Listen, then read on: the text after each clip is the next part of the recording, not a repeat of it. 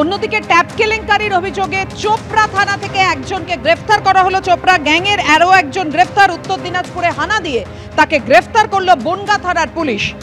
ধৃত মোহাম্মদ বাহাউদ্দিন ইসলামপুরের বাসিন্দা। ধৃতের অ্যাকাউন্টে ঢুকেছিল ট্যাবের টাকা। কথা বলবো, আমাদের সঙ্গে রয়েছেন আমাদের প্রতিনিধি সমীরণ পাল। সমীরণ, বিস্তারিত জানতে চাইছি। দেখো, কিছুদিন আগে বনগাঁর দুটি স্কুলে মোট 22 জনের অ্যাকাউন্টে ট্যাবের টাকা ঢোকেনি বলে বনগাঁ থানায় অভিযোগ দায়ের এবং তদন্তে নামে বনগাঁ থানার পুলিশ এবং বনগাঁ পুলিশ জেলার শীর্ষ কর্তারা এই বিষয়টি তদন্ত করতে থাকে এবং দেখা যায় যে ইসলামপুর অর্থাৎ ইসলামপুরের এক মোহাম্মদ বাহাউদ্দিন নামে এক যুবকের অ্যাকাউন্টে ট্যাবের টাকা ঢুকেছে এবং সেই তদন্তের তৎকাল ইসলামপুর থেকে মোহাম্মদ বাহাউদ্দিনকে গ্রেপ্তার করে নিয়ে আসে বনগাঁ থানার পুলিশ। আজকে তাকে বনগাঁ মহকুমা আদালতে পেশ করা হয়। বিচারক 8 দিনের পুলিশ হেফাজতের নির্দেশ দিয়েছে। প্রাথমিক তদন্তে যে জানা যাচ্ছে যে মোহাম্মদ বাহাউদ্দিন তার অ্যাকাউন্টটি ভাড়া দিয়েছিল এবং তার অ্যাকাউন্ট 5,000 টাকা যায় এবং তারপরে তাকে 5,000 টাকা দিয়ে বাকি টাকা নিয়ে নেওয়া হয় এবং তাকে জিজ্ঞাসাবাদ করে এই চক্রের প্রত্যেকের হদিশ পাওয়ার চেষ্টা করছে বনগাঁ থানার পুলিশ এবং তাকে জিজ্ঞাসাবাদ করে পুরো বিষয়টি জানা যাবে বলে পুলিশ তরফ থেকে জানানো হয়েছে। ধন্যবাদ সমীরণ। জেলায় জেলায় ট্যাপ কেলেঙ্কারি, আর সেই ট্যাপ কেলেঙ্কারিতে এবার বিহার যোগ সামনে এলো। বিহারের কিষানগঞ্জ থেকে একজনকে গ্রেফতার করেছে বর্ধমান সাইবার পুলিশ। প্রধাননগর থানার পুলিশের সহযোগিতায় গ্রেফতার করা হয় তাকে। শিলিগুড়ির দেবীডাঙ্গা এলাকায় গা ঢাকা দিয়েছিল রবীন্দ্র প্রসাদ সিং। আজই শিলিগুড়ি আদালতে পেশ। কথা বলবো, আমাদের সঙ্গে রয়েছেন আমাদের প্রতিনিধি সনদ ঝা। সনদ, কিভাবে এই বিহার যোগটা সামনে এলো এবং বিহারের কিষানগঞ্জের বাসিন্দা রবীন্দ্র কিষান সিংকে গ্রেফতার করলো বর্ধমান সাইবার থানা? দেখো, যেটা এই ট্যাব কেলেঙ্কারিটা বর্ধমানে যে বিভিন্ন জায়গায় যে ট্যাবের টাকা চলে যাচ্ছে সেখানেই দেখা যায় যে বিহারের রবীন্দ্র সিং, বিহারের টাকা জমা পড়েছে রবীন্দ্র সিং।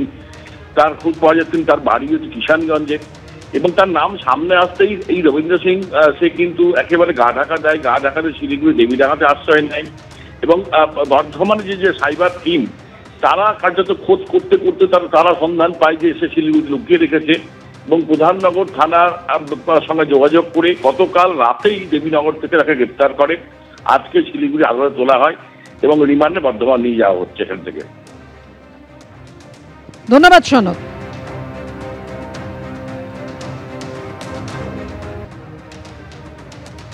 এবার লক্ষ্মীর ভান্ডারের অনুদান বাড়ানোর দাবি করা হলো বিজেপির তরফ থেকে এবং বিজেপি সাংসদ, পুরুলিয়ার বিজেপি সাংসদ এই মর্মে মুখ্যমন্ত্রীকে চিঠি দিয়েছেন যে লক্ষ্মীর ভান্ডারের অনুদান 1000 টাকা থেকে বাড়িয়ে 2000 টাকা করা হোক।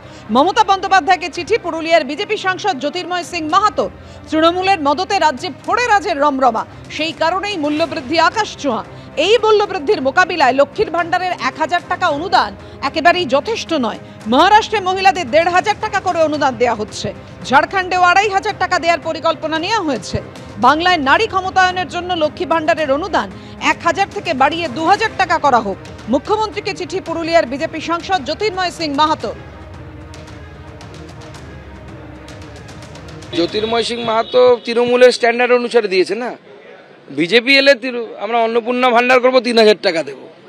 তৃণমূল তো 3000 টাকা দিতে পারবে না। তৃণমূল 2000 টাকা দেবে, বিজেপি এলে 3000 টাকা দেবে। ওরা আগে বলুক যে মমতা ব্যানার্জি লক্ষ্মীর ভান্ডার চালু করার আগে ওরা কেন কোথাও কিছু করে, নকল করছে তো এখন মমতা বন্দ্যোপাধ্যায় থেকে, তার আবার বড় বড় কথা। আর জ্যোতির্ময় সিং মাহাতোকে বলে দেবেন মমতা ব্যানার্জিকে টাকার জন্য চিঠি না দিয়ে আগে ওর প্রধানমন্ত্রী আর কেন্দ্রের অর্থমন্ত্রীকে চিঠি দেওয়া উচিত যে বাংলার বকেয়া টাকাটা আগে কেন্দ্রীয় সরকার দিক, তারপর বিজেপির নেতারা জ্ঞান দেবে। বিজেপির নেতারা বলে বেড়ায় দিল্লিকে বলেছি বাংলাকে টাকা না দিতে। কোন লজ্জা এখন মুখ্যমন্ত্রীকে বলছে আপনি টাকা দিন?